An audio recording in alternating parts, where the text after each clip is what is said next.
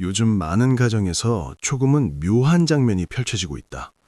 어릴 적 어딘가에 홀로 남겨진 듯한 감각 속에서 자라난 사람들이 이제는 누구보다 가까이에서 아이를 지켜보는 부모가 되어 있다. 거창한 양육 철학을 내세우지도 않고 온라인에 문장을 걸어두지도 않지만 아이를 바라보는 눈빛과 반응하는 방식, 그리고 일부러 한 발 물러서는 거리감에는 분명히 그들만의 결이 스며 있다. 그 이유를 이해하려면 몇십 년 전으로 돌아가야 한다. 방과 후 집안에 말소리가 없고 목에 걸린 열쇠로 문을 열던 소리만 울리던 시절, 텅 빈 집의 공기와 함께 하루를 시작하던 아이들. 부모가 생계를 위해 분주히 움직이던 시간 동안 많은 아이들은 스스로 밥을 데워 먹고 숙제를 하고 낯선 소리에 놀란 마음을 혼자 가라앉히는 법을 배웠다. 그 자립은 선택이라기보다 몸이 먼저 익힌 반응에 가까웠다. 등을 받쳐주는 사람도 사소한 서러움을 들어줄 사람도 없던 시간 속에서 그들은 조금씩 단단한 꺽지를 만들어갔다. 스스로를 지키기 위해서이기도 했고 아무도 필요 없다는 걸 증명하기 위해서이기도 했다. 아이러니하게도 그 꺽질이 훗날 부모가 되었을 때의 태도를 떠받치는 바탕이 된다. 어른이 되어 아이를 낳은 뒤 그들은 모든 것을 통제하려 들지는 않는다. 숨이 막히던 감각을 이미 알고 있기 때문이다. 그렇다고 예전처럼 아이를 완전히 혼자 두지도 않는다. 그래서 그들은 묘한 중간 지점을 택한다. 아이가 실수해 볼 수 있을 만큼은 물러서 있지만 시야에서는 벗어나지 않는 자리. 학교에서의 작은 갈등이나 미완의 숙제, 처럼 맞닥뜨리는 실패쯤은 아이 스스로 감당해 보게 둔다. 다만 선을 넘는 순간 아이가 진짜로 다치고 있다는 신호가 보이면 망설임 없이 앞으로 나선다. 평소에는 조용하지만 필요할 때는 단단하게 서는 사람처럼. 그것은 모순이 아니라 나름의 방식이다. 아이가 제 힘으로 서보게 하되 끝내 혼자라고 느끼지 않도록 하는 것. 아마 이 세대를 특징 짓는 것은 어떤 기술이 아니라 아직 다 아물지 않은 기억일지도 모른다. 너무 이르게 어른이 되어야 했던 감각, 아무도 확인해주지 않았지만 스스로 괜찮다고 되뇌던 순간들. 그래서 그들은 아이가 약한 모습을 보이더라도 부끄러워하지 않아도 되는 공간을 만들고 싶어 한다. 질문이 많아도 조금 느려도 귀찮은 존재로 여겨지지 않는 분위기. 그렇지만 동시에 아이가 지나치게 쉽게 부서지길 바라지도 않는다. 세상이 늘 다정하지만은 않다는 걸 알기에 완전히 감싸 안기보다는 버티는 힘을 기르게 하려 한다. 겉으로는 고요해 보이지만 그 안에서는 늘 계산이 오간다. 어디까지 개입해야 할지, 언제 손을 놓아야 할지. 어쩌면 그 아슬아슬한 균형 위에서 우리는 그들의 조용한 노력을 보게 된다. 자신의 어린 시절에 남아있던 빈자리를 아이의 어린 시절을 떠받치는 단단한 바닥으로 바꾸려는 마음을. 많은 사람들이 굳이 말로 꺼내지 않는 압박이 하나 있다. 그들은 단지 부모로 살아가는 것에 그치지 않는다. 동시에 늙어가는 부모의 자식이기도 하다.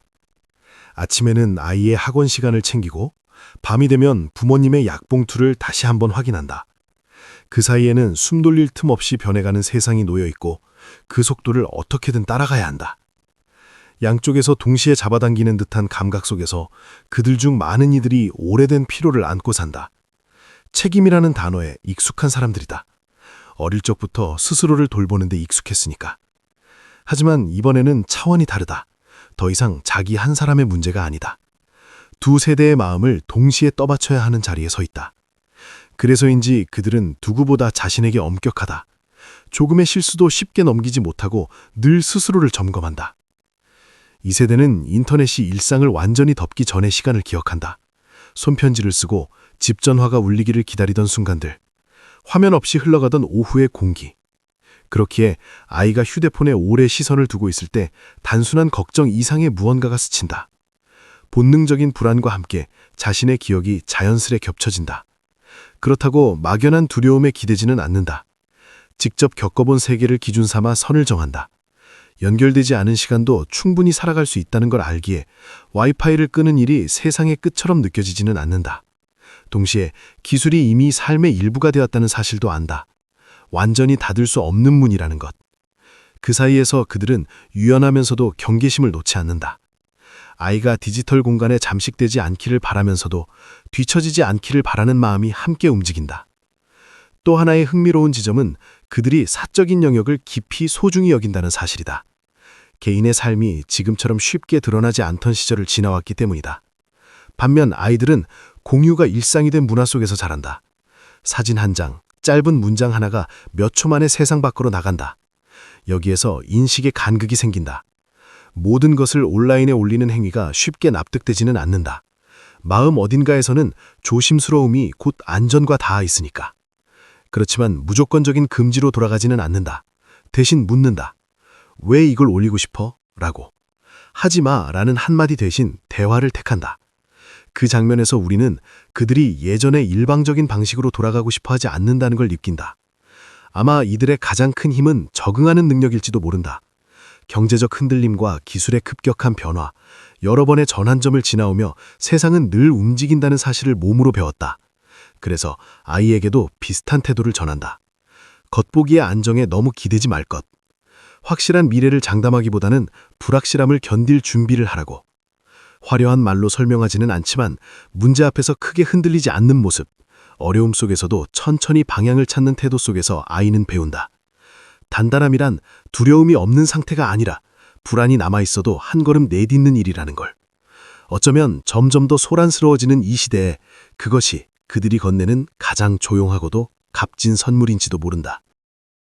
조금만 천천히 들여다보면 알 수 있다. 그들은 화려한 구호로 아이를 키우지 않는다. 대신 분명하지만 굳어있지 않은 원칙으로 하루를 쌓아간다. 규율을 믿지만 아이를 위축시키는 방식은 아니다. 사랑을 말하지만 모든 결과를 지워주는 사랑도 아니다. 두 가지가 함께 가야 한다고 생각한다. 어느 한쪽으로 기울어졌을 때 남는 빈자리를 이미 한 번은 지나왔기 때문이다. 너무 이른 나이에 혼자 책임을 떠안아야 했던 기억, 혹은 설명 없는 냉정함 속에서 자라야 했던 시간들. 그래서 부모가 된 지금 그들은 나름의 균형을 세우려 한다. 요구하기 전에 설명하고 판단하기 전에 먼저 듣는다. 하지만 한 번 정한 선은 쉽게 흐리지 않는다. 부드럽지만 분명한 태도, 그 안에 그들의 경험이 스며 있다. 아이의 실패를 재앙처럼 여기지 않는 점도 눈에 띈다. 오히려 실패를 성장의 과정 안에 자연스럽게 놓아둔다. 넘어져 본 적이 많았기에 다치지 않는 법보다 다시 일어나는 법이 더 중요하다는 걸 안다. 성적이 기대에 못 미쳐도 곧장 누군가를 탓하지 않는다. 친구와 다툼이 생겨도 바로 나서서 정리해주지 않는다. 대신 묻는다. 너는 그때 무엇을 했는지, 거기서 무엇을 느꼈는지, 다음에는 어떻게 해보고 싶은지. 그 질문이 때로는 아이에게 까다롭게 느껴질 수도 있다. 하지만 시간이 지나면 그 과정이 스스로를 돌아보는 힘을 남긴다. 책임을 타인에게 넘기지 않는 습관, 작지만 단단한 토대가 된다. 감정에 대해서도 마찬가지다. 불안이나 슬픔, 학업의 압박 같은 이야기를 피하지 않는다. 눌러 담은 감정은 언젠가 다른 모습으로 터져나온다는 걸 알기 때문이다. 아이가 힘들다고 말하면 귀를 기울이고 두려워하면 곁에 선다. 다만 거기서 멈추지는 않는다. 마음이 흔들려도 해야 할 일은 남아있다는 사실을 조용히 상기시킨다. 감정을 존중하되 그것이 모든 것을 멈추는 이유가 되지는 않도록. 그 미묘한 조합이 이들의 양육을 따뜻하면서도 현실적으로 만든다. 어쩌면 그들의 깊은 곳에는 하나의 바람이 있다. 어떤 반복을 끊어내고 싶다는 마음. 그렇다고 과거를 전부 뒤집으려 하지는 않는다. 자신을 지탱해 주었던 단단함은 남겨두되 그 위에 예전에는 없던 정서적 존재감을 더한다. 아이가 너무 빨리 어른이 되지 않기를 바라면서도 끝없이 의지하는 모습 역시 원하지 않는다. 그래서 매 순간 스스로에게 묻는다. 지금 나는 아이를 지키고 있는 걸까? 아니면 나 자신의 두려움을 달래고 있는 걸까? 그 질문 덕분에 그들의 양육은 단순한 본능에 머물지 않는다. 끊임없이 자신을 돌아보는 과정, 그 조용한 성찰 위에서 아이와 함께 자라간다.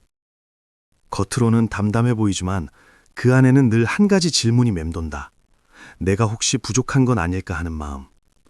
관심과 돌봄이 때로는 사치처럼 여겨지던 시절을 지나왔기에 조금 더 나은 조건에 서게 된 지금 스스로에게 높은 기준을 세운다. 책을 찾아 읽고 새로운 교육 방식에 귀를 기울이고 다양한 관점을 배우려 한다. 그러면서도 마음 한편에는 책임과 노력에 대한 오래된 가치관이 자리하고 있다. 이 두 가지가 겹칠 때 조용한 갈등이 생긴다. 아이가 학업의 무게를 이야기할 때 한쪽 마음은 그저 안아주고 싶다. 오늘은 쉬어도 괜찮다고 말해주고 싶다. 하지만 다른 한쪽에서는 바깥 세상이 그리 만만하지 않다는 걸 떠올린다. 너무 일찍 힘을 풀어버리면 언젠가 더 크게 흔들릴지도 모른다는 생각이 스친다. 경제와 사회의 큰 파도를 직접 건너온 세대이기에 안정이 당연한 전제가 아니라는 사실을 알고 있다. 오래 갈 것 같던 직장이 사라지는 장면을 보았고 어제까지 당연하던 기준이 오늘은 낡은 것이 되는 순간도 겪었다. 그래서 아이에게 하나의 길을 단단히 붙잡으라고 말하기보다는 방향이 바뀌어도 넘어지지 않는 법을 전하려 한다. 평생 어떤 직업을 가질 거니? 대신 어떤 힘을 길러두면 뒤처지지 않을까라고 묻는다. 어쩌면 현실적인 질문처럼 들리지만 그 안에는 예측하기 어려운 세상으로부터 아이를 지켜주고 싶은 마음이 담겨 있다. 잔잔한 미래를 약속하기보다는 흐름이 바뀌어도 스스로 노를 저을 수 있는 힘을 준비시킨다. 어쩌면 가장 큰 압박은 아이에게서 오지 않는다. 두 시대 사이에 서 있다는 감각에서 비롯된다. 한쪽에는 전통적인 가치에 익숙한 부모 세대가 있고 다른 한쪽에는 디지털과 글로벌 감각 속에서 자라는 아이들이 있다. 그 사이에서 그들은 오래된 기대를 오늘의 언어로 다시 풀어내고 낯선 변화를 윗세대에게 설명한다. 정해진 설명서도 정답도 없다. 인내가 필요하고 때로는 누구도 완전히 만족시키지 못한다는 사실을 받아들여야 한다. 이 세대를 특별하게 만드는 건 각각의 선택이 옳으냐 그르냐가 아니라 자신이 짊어진 무게를 알고 있다는 점일지도 모른다. 부모라는 자리를 권한으로 여기지 않는다. 오래 이어질 책임으로 받아들인다. 순간의 날선 반응 하나가 아이의 기억에 오래 남을 수 있다는 걸 알기 때문이다. 그들 역시 과거의 흔적을 아직 마음 어딘가에 간직하고 있으니까. 그래서 한 번 더 멈추고 한 번 더 생각한다.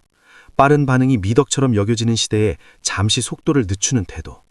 어쩌면 그 조용한 멈춤이야말로 그들이 남기는 가장 중요한 차이일 줄 모른다.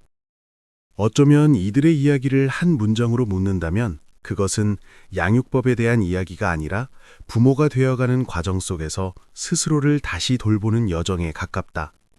아이의 말을 흘려보내지 않고 자리에 앉아 끝까지 들어주는 순간, 화를 내기보다 이유를 설명하려 애쓰는 순간, 그들은 단지 아이를 대하는 것이 아니라 한때 아무 말도 듣지 못했던 자기 안의 어린 존재에게도 조용히 응답하고 있다. 굳이 무언가를 끊어내고 있다고 선언하지는 않지만 작은 선택들이 쌓이면서 흐름은 조금씩 달라진다. 방치되었다는 기억은 곁에 있어야 한다는 다짐으로 바뀌고 혼자였던 오후의 공기는 아이만은 중요한 순간에 혼자 두지 않겠다는 결심으로 이어진다. 물론 이 길이 매끄럽기만 한 것은 아니다. 지쳐서 모든 걸 내려놓고 싶어지는 날도 있고 무심코 예전의 방식으로 반응해놓고는 뒤늦게 스스로를 돌아보는 순간도 있다. 차이가 있다면 그 지점에서 멈춘다는 것이다. 필요하다면 아이에게 미안하다고 말한다. 예전에는 쉽게 꺼내기 어려웠던 말이다. 부모라는 자리가 틀리지 않는 존재로 남는 일이 아니라는 걸, 오히려 자신의 한계를 인정하는 데서 더 단단해질 수 있다는 걸 받아들인다. 그 겸손함 속에서 아이는 배운다. 어른이 된다는 건 완벽해지는 일이 아니라 잘못을 고쳐가는 과정이라는 걸. 그들이 남기는 가장 값진 것은 성적표도 구체적인 규칙도 아닐지 모른다. 살아가는 태도에 가깝다. 스스로 설 수 있지만 마음을 닫지 않는 법, 강해지되 무뎌지지 않는 법, 변화를 받아들이면서도 중심을 잃지 않는 법, 가족을 의지할 수 있지만 기대어 멈춰서지 않는 법, 꿈을 좇되 선택의 무게를 감당하는 법. 이 균형은 쉽게 얻어지지 않는다. 생각과 마음이 함께 움직여야 가능하다. 시간의 흐름 속에서 보면 그들은 조금 특별한 자리에 서 있다. 모든 것이 즉시 연결되기 전의 세계를 기억하면서도 매 순간 정보가 쏟아지는 시대를 살고 있다. 그 양쪽을 모두 경험했기에 지나친 낙관에도 쉽게 기울지 않고 변화를 무조건 두려워하지도 않는다. 그리고 그 시선은 자연스럽게 아이를 향한다. 흔들리는 세상 속에서도 쉽게 무너지지 않을 만큼 단단하게, 그렇다고 삶 앞에서 굳어버리지 않을 만큼 부드럽게 자라나기를 바라는 마음. 완벽하다고 말할 수는 없겠지만 끝까지 멈추지 않고 애쓰는 그 태도야말로 그들이 남기는 진짜 유산일지도 모른다.